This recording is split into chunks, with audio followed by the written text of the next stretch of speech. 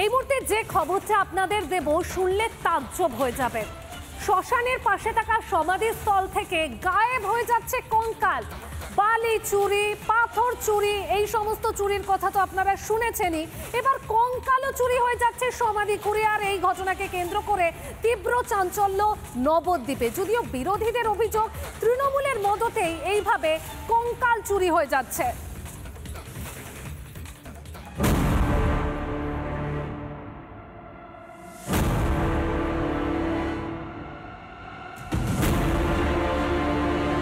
নদীয়ার নবদ্বীপ মহাশ্মশান ঘাটে আসলে মৃতদেহের শান্তি হচ্ছে না। তার কারণে এই যে গর্তগুলো, এখানে সনাতনী ধর্মের যে সমস্ত তথাকথিত গুরুদেব বা ধর্মীয় ব্যক্তি আছে তাদেরকে দেহ দাহ না করে এই গঙ্গার পারে নির্জন জায়গায় তাদের দেহগুলো সমাধিস্থ করা হতো, যেটা বিজেপির তরফ থেকে একাধিকবার অভিযোগ করছে যে রাতের অন্ধকারে তৃণমূলের গুন্ডা বাহিনী তারা এই মৃতদেহ পর্যন্ত চুরি করে নিয়ে যাচ্ছে। যে সমাধি দেওয়া হয় সেই সমাধি থেকে এখানকার দেহগুলি দিনের পর দিন পাচার হয়ে যাচ্ছে।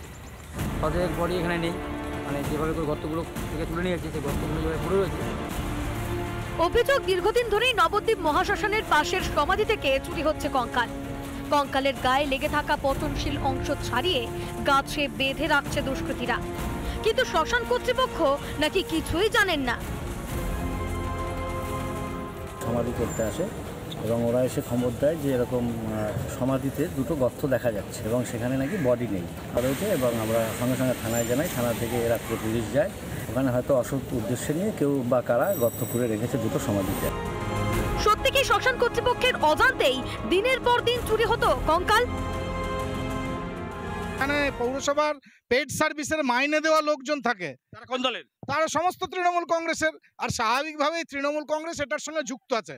যদি এটা সঠিক তদন্ত হয় তাহলে এই শ্মশানের বডির যে টাকা সেটাও সরাসরি দেখা যাবে কালীঘাট পর্যন্ত নবদ্বীপ শ্মশানের টাকা যাচ্ছে। অভিযোগ পেয়ে ঘটনার তদন্তে নেমেছে নবদ্বীপ থানার পুলিশ। স্কেলিটন মিসিং আছে ওখান থেকে, ওই সমাধিস্থল থেকে। আমি পার্সোনালি ভিজিট করেছি, কিছু মিসিং আছে দেখলাম। 5-7টা এরকম মানে গর্ত খোঁড়া আছে, যেগুলো গর্তের মধ্যে বডি ছিল মনে হচ্ছে, যেগুলো নেই। অভিযোগের ভিত্তিতে মামলা রুজু করেছি।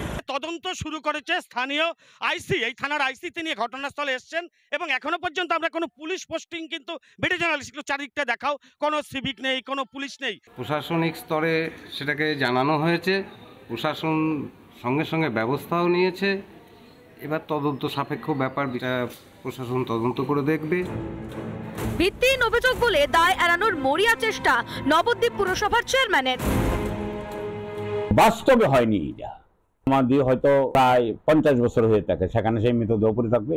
একটা না একটা তো বন্যা হয়, ইয়া হয়, সেগুলি রিপ্লেস হবে।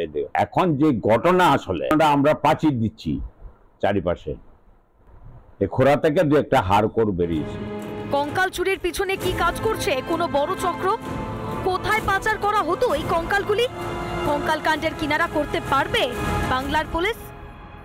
বিজেপির তরফ থেকে যেটা বারবার অভিযোগ করা হচ্ছে, কয়লা চুরি ঘড়ি চুরির পর এবার কিন্তু মৃতদেহের যে কঙ্কাল, সেই কঙ্কাল পর্যন্ত চুরি করছে নবদ্বীপ পৌরসভা। ভিডিও জার্নালিস্ট প্রসেনজিৎ চৌধুরীর সঙ্গে পলাশকান্তি মণ্ডল, রিপাবলিক বাংলা, নদিয়া। নানা ধরনের কন্টেন্ট দেখার জন্য লাইক করুন, শেয়ার করুন আমাদের ফেসবুক পেজ, সাবস্ক্রাইব করুন আমাদের ইউটিউব চ্যানেল।